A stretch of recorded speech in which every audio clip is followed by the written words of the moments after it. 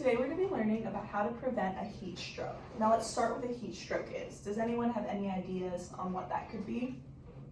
Yes. Is it when someone gets too hot? Yes, it is when someone gets too hot. Yes. But why does that happen? So basically, a heat stroke happens is when your body gets too hot. And that happens when your body's cooling down tool doesn't work right. So the reason we sweat is to bring our body temperature down so it doesn't get too hot. But if you've been out in the sun for a long time and you haven't been drinking enough water and it's really hot and you've been doing a lot of physical work, your body temperature might rise and its tool to cool it down might not be sufficient, or you might not be able to sweat enough, and so then your body's temperature will continue to rise, and that it can rise so high that it'll start to damage your brain. Any ideas on how we can cool ourselves down? Because when your body temperature starts to rise like that, your first priority should be cooling yourself down. So how can we do that? Drink water? Yes, you can drink water. As we talked about before, dehydration is one of the main reasons that a heat stroke can happen to you. So staying hydrated before, after, and during you're out in the sun or you're doing something physical is very important. You also want to make sure that you stop yourself from heating up past the point of 105 degrees, because once your body reaches the point of 105 degrees, you can get brain damage, and we all know we don't want brain damage. So, right, class? No. Right. So we have a handout from First Aid for Life that'll teach you guys a little bit about prevention, signs and symptoms, and treatment for heat stroke. So let's look over this for a couple minutes. And one important thing to know is that before your body gets to the point of heat stroke, it has something called heat exhaustion. And that's basically a bunch of warning signs that you might get to the point of heat stroke. So, Katie, can you tell me what the handout says about signs and symptoms of heat strokes? It's when you get hot or sweaty, when you have dizziness or headaches, a stomach ache, vomiting, or even unconsciousness from being out in the heat. Wow. So have you guys ever felt any of these symptoms when you've been out in the heat? Yeah. Yeah. When exercising. Yeah. So that might have been a sign that your body was heating up too much. But thankfully, you probably didn't get to the point of a heat stroke. So we want to prevent that from happening. So Carrie, how do we prevent heat strokes from happening if we do start to feel some of these symptoms? We could drink a lot of water before and maybe, while we're outside. And then after too, just to make sure we stay hydrated.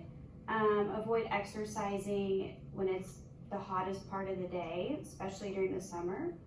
Maybe wear some light clothing, and then avoid being outside between 11 a.m. and 2 p.m. And then also I think it's important to not drink alcohol or caffeine before we're going to be outside. Those are all great ways to prevent heat stroke. So like we talked about before, you want to do anything you can to bring your body temperature down. So say you're outside and you start to feel really, really sweaty and kind of dizzy, it might be a good idea to get in the shade or to go inside, to have a nice cold glass of water, to jump in the pool if you have a pool. That might be a fun way to bring your body temperature down. You can put an ice pack on the back of your neck. If you have air conditioning, you can get under the air conditioning or under a fan. And now, Emily, what are ways that we can treat heat exhaustion or heat stroke if it gets to that point? So definitely try to cool down, being able to drink a lot of water in that situation, immediately cooling your body down. Going in some shade. I know over in my backyard I have lots of trees, so go and maybe sit under that shady tree.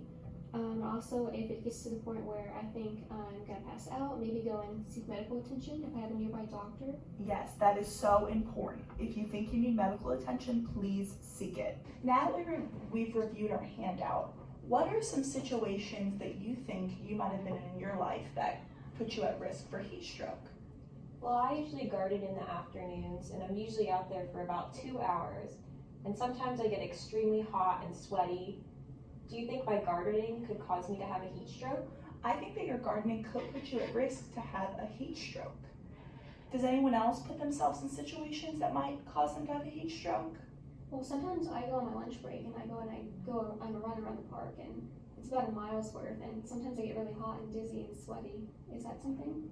Yeah, that could put you at risk for a heat stroke, going for a run in the middle of the day, like we said with our handout, being outside between the hours of 10 and 2, you're not drinking enough water, both of you, if you're not wearing light clothing.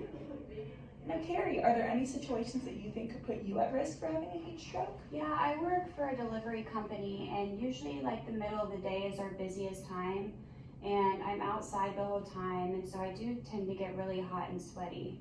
Yeah, like we talked about again, middle of the day, not drinking enough water. Maybe if you're wearing a uniform that's not light clothing, and that could make you really hot. Yeah. What age groups do you think might be at a higher risk for having a heat stroke? Kids. Yes, Emily, that's correct. Kids, the elderly, athletes, people with physically taxing jobs, people on certain medications are all at a higher risk for having a heat stroke. Also, people who, like, they're homeless, who don't have air conditioning, might not always have access to water, they might also be at a higher risk for having a heat stroke. So, what are some places that you guys could go to cool down if you are homeless, or if you don't have air conditioning at home, or if you're out and about and you start getting really hot? Do you have any ideas? Carrie? Maybe the library? Yeah, the public library. It's a public place, it's air conditioned, and if there's people in there and you really start to feel sick, you can have them call for help for you. Or maybe like a police station. Yeah, police station, another place where you could seek help. Emily, do you have any ideas of where you could go? Maybe like a community center. Yeah.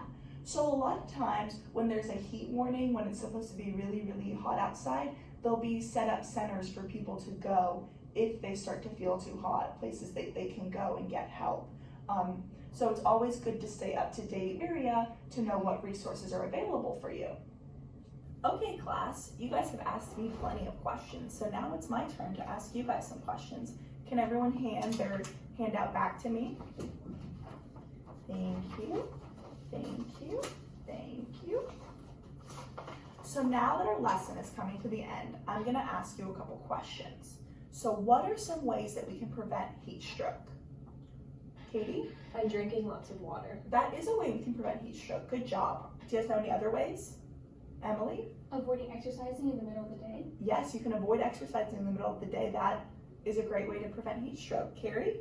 Try to avoid being outside between 11 a.m. and 2 p.m. Yes, that's another great way to prevent heat stroke.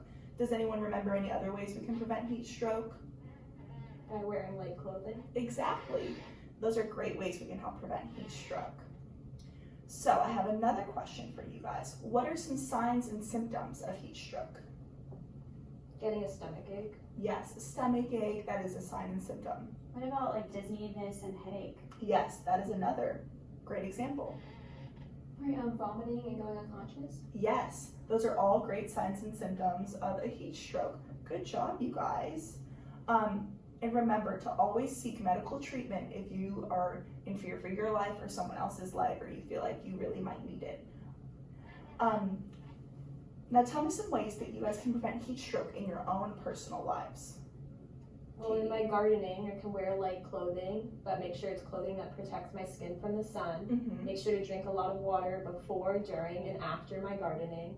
And if I'm getting too hot, I can pace myself and go inside and take breaks. Exactly. Anyone else have another scenario? Emily? Well, I could, instead of exercising at lunchtime when it's really hot and between 11 and 2, I could instead work out before or after work when it's a little bit darker, a little bit less sunny outside, so it's not as hot, and go out there, drink water while I'm doing that. Great job. Carrie, do you have a scenario in your personal life?